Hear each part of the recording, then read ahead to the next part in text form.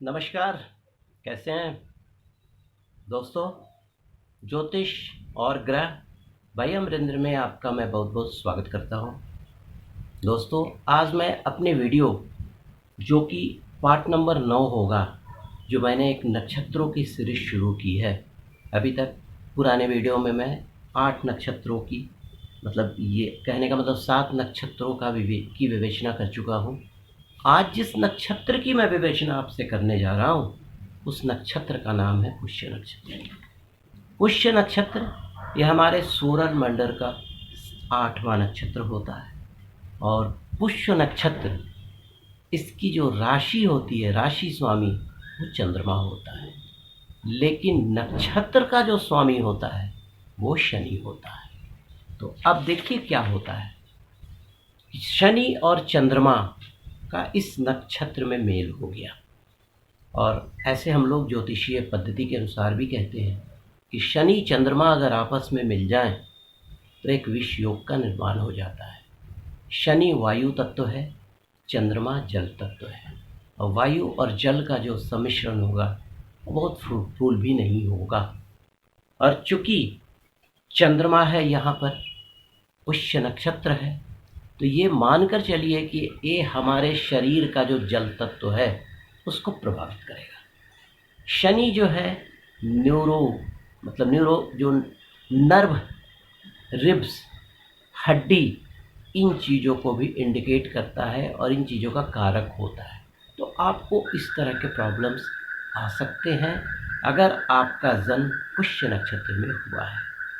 एक रिमार्केबल बात ये होती है कि पुष्य नक्षत्र में जिनका भी जन्म होता है उसमें बृहस्पति अगर पुष्य नक्षत्र में कुंडली में चले गए तो वो उच्च के हो जाते हैं, क्योंकि कर्क में बृहस्पति उच्च के कहे जाते हैं। चलिए वो बाद में विवेचना करूँगा आपसे, बट आज मैं शुरू कर रहा हूँ पुष्य नक्षत्र के बारे में। देखिए, पुष्य नक्षत्र में जो कर्क राशि होती है ये 3 डिग्री 20 मिनट्स से शुरू होकर 16 डिग्री 40 मिनट्स तक कंटिन्यू करता है इन आउट ऑफ 30 डिग्रीज में। ठीक है, और ये पूरे नक्षत्र में कर्क राशि ही होती है। तो देखिए, अगर आपका पुष्य नक्षत्र है तो आपका कौन कौन सा अंग प्रभावित हो सकता है। सबसे पहले मैंने जो आपसे चर्चा किया, फेफड़ा।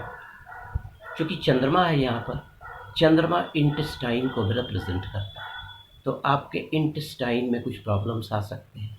अगर और भी कुछ ग्रह वगैरह का दोष कुंडली में रहा तो पसलियों को रिप्रेजेंट करता है, रिब्स को रिप्रेजेंट करता है।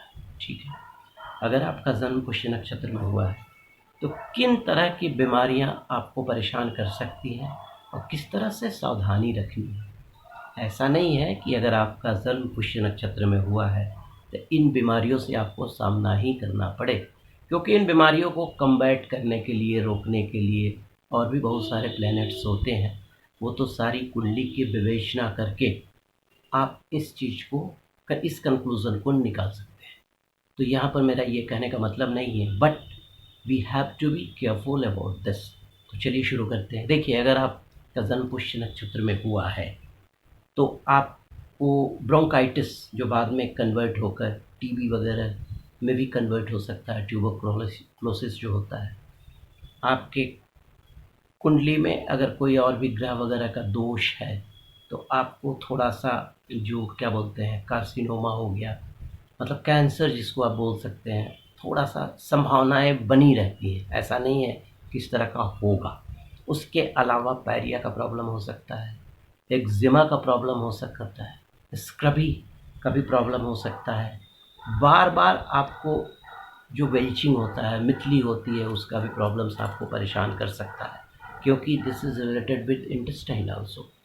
आपके इंटेस्टाइन में अल्सर की भी संभावनाएं बढ़ा सकता है अगर इस नक्षत्र में आपका जन्म हुआ है तो।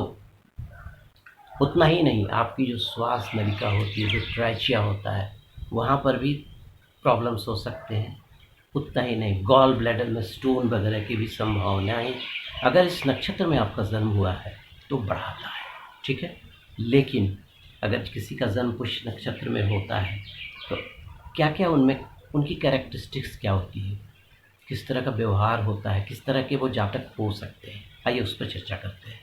देखिए, ऐसे आदमी परफेक्ट होते हैं अपने काम में, बहुत ज़्यादा केयरफुल होते हैं, किसी भी काम को शुरू करने के पहले ये सोचते हैं, क्योंकि चंद्रमा जो है मन का स्वामी है और शनि थोड़ा सा कंसंट्रेट करवाता है, थोड़ा सा धैर्य रखवाता है, ठीक है। उसके बाद ऐसा आदमी विद्वान होता है, क्योंकि यहाँ पर बृहस्पति का भी समावेश हो जाता है, अगर कर्क राशि में बृहस्पति है तो। उसके अलावा विद्वान होता है, शास्त्रों का ज्ञाता होता है, पुष्य नक्षत्र में जन्म लेने वाला, अब बहुत पेशेंस वाला आदमी होता है।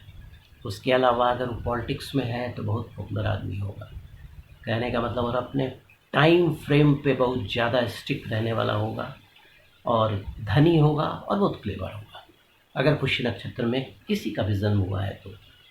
अब देखिए, इस नक्षत्र में जन्म लाने वालों को किस तरह का व्यापार करना चाहिए, क्योंकि यहाँ पर चंद्रमा और शनि दोनों का मेल हो रहा है। तो सबसे पहले माइंस, ऑयल, पेट्रोल, कोल, पेट्रोल पंप, फॉरेस्ट डिपार्टमेंट, चूँकि चंद्रमा है यहाँ पर, एग्रीकल्चर, डीप बोरिंग, पीएचडी, कुआं, नहर, खाई, तालाब, कनाल का जो एक्सकवेशन होता है उसमें, उसके अलावा शमशान या कब्रिस्तान में रात्रि में अगर चौकीदारी की नौकरी मिलती है, ऐसे लोगों को मिलती है और ये अच्छे से करते भी हैं। रात में होने वाला कोई भी काम, क्योंकि शनि रात को भी रिप्रेजेंट करता है, ठीक है। उसके अलावा जस्टिस हो सकते हैं, जेल की सेवाएं कर सकते हैं, जेलर ये बन सकते हैं। उसके अलावा ज़मीन के अंदर जो जियोलॉजिकल वर्क होता है उसमें भी इनकी भागीदारी रहती है, और वाटर से रिलेटेड कोई भी काम अगर ये टेकअप करते हैं तो they can go ahead in their life. इस तरह की संभावनाएं जताता है अगर कोई किसी का भी जन्म अगर पुष्य नक्षत्र में होता है तो। उसके अलावा अगर जिनका जन्म पुष्य नक्षत्र में होता है, भगवान शिव की आराधना करें, पीपल के पेड़ के नीचे नम नियम से हर सैटरडे को छाया दान करें, फिर देखें क्या होता है, चमत्कार हो जाएगा। तो दोस्तों, आज नक्षत्रों के सीरीज़ में आज मैंने आपसे चर्चा किया पुष्य नक्षत्र पर। अगर आपको ये वीडियो अच्छा लगा तो इसको लाइक करेंगे, सब्सक्राइब भी करेंगे, सो दैट कि मैं आपको हर बार एक नई जानकारी दे सकूं अपने अमरिंदर की तरफ से। अगले वीडियो में मैं आपसे चर्चा करूंगा अश्लेषा नक्षत्र के बारे में, जो हमारे नक्षत्र का 9वां नक्षत्र होता है, नक्षत्र सोलर मंडल का, और वो गणमूल नक्षत्र भी कहलाता है। तब तक के लिए नमस्कार, फिर मिलते हैं, थैंक यू।